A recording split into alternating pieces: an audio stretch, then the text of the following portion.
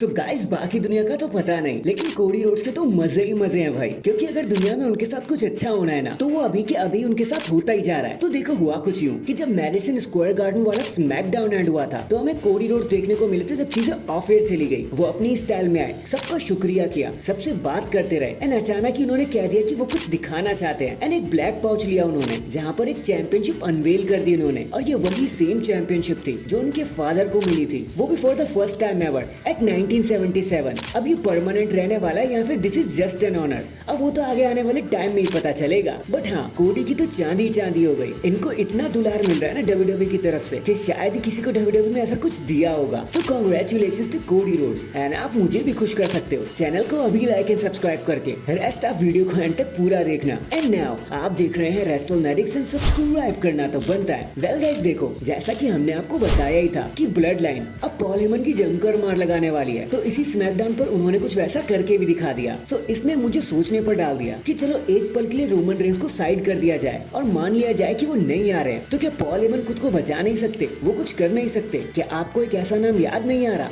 जो Paul Heyman के सबसे ज्यादा करीब हुआ करता था? ऑफ कोर्स मैं the beast incarnate Brock Lesnar की बात कर रहा हूँ। So what if Brock Lesnar अपना रिटर्न करे, वो भी पॉल हेमन के साथ, और पॉल हेमन ब्रॉक लेसनर को लेकर वापस आए, तो क्या ही कयामत दिखा देंगे वो ब्लड लाइन को। और क्योंकि पॉल हेमन वाइज मैन होने से पहले ब्रॉक के एडवोकेट हुआ करते थे, तो चीजें अचानक से सेंस भी बनाने लग जाएंगी। एंड अगर ब्रॉक लेसनर ने इस तरह रिटर्न कर लिया, तो रोमन रेंस के आने से पहले वो ब्लड लाइन का सफाया कर देंगे। So what do you think? अगर ऐसा होता है तो आपको कैसा लगेगा? कमेंट करके मुझे जरूर बताना, मजा आएगा इसके बारे में बात करने के लिए। नेक्स्ट ब्लड लाइन के तूफान के बाद, उनकी तबाही के बाद फाइनली रिकीशी ने अपना मुंह खोल ही दिया, लेकिन उनके बोलने का स्टाइल जरा सा कैजुअल था, जरा सा क्रिप्टिक था। तो उन्होंने ट्वीट करते हुए बस इतना कहा कि ओके इट्स डन। अब इस मैसेज का मतलब क्या है वो तो मुझे नहीं पता, लेकिन अगर आपको इस धमकी का मतलब पता है तो प्लीज कमेंट करके जरूर बता देना। मैं उस कमेंट को पिन कर दूंगा ताकि सारे उसे पढ़ सके और जान सके कि इट्स डन का आखिर मतलब क्या होता है। इसके बाद जैसा कि हम हाल ही में बात कर रहे थे कि जो व्हाइट सिक्स है ना, वो काफी ज्यादा कंफ्यूजिंग है एंड फ्यूचर जरा गिमिक है इन लोगों के लिए। तो अब इस पर दूसरे लोगों की भी नजर आने लगी, एक्सपर्ट्स भी इस पर मुहर लगाना शुरू कर दे रहे हैं। देखो अराउंड द वर्ल्ड इसी के बारे में ही बातें हो रही है कि डब्ल्यूडब्ल्यूई ने फिर से व्हाइट को वैसे ही बुक करना शुरू कर दी जैसे उन्हें नहीं करना चाहिए था। वो आएंगे,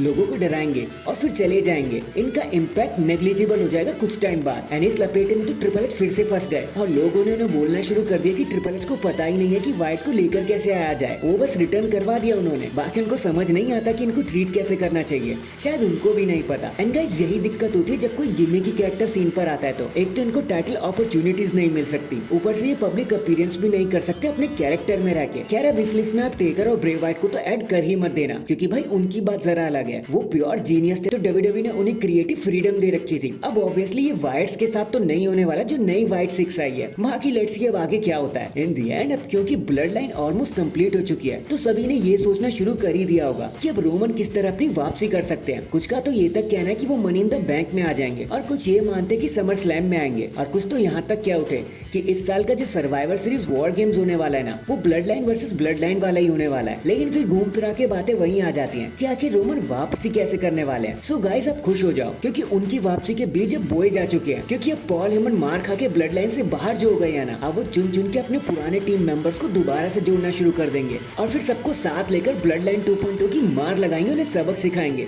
और फिर एक बार जैसे जे ने कहा था कि वो चाहते हैं कि एक बार ब्लड लाइन अच्छा बन के सारी चीजों को ऑपरेट करे, तो फाइनली डब्ल्यूडब्ल्यूई ने उनकी दुआ सुन ली है।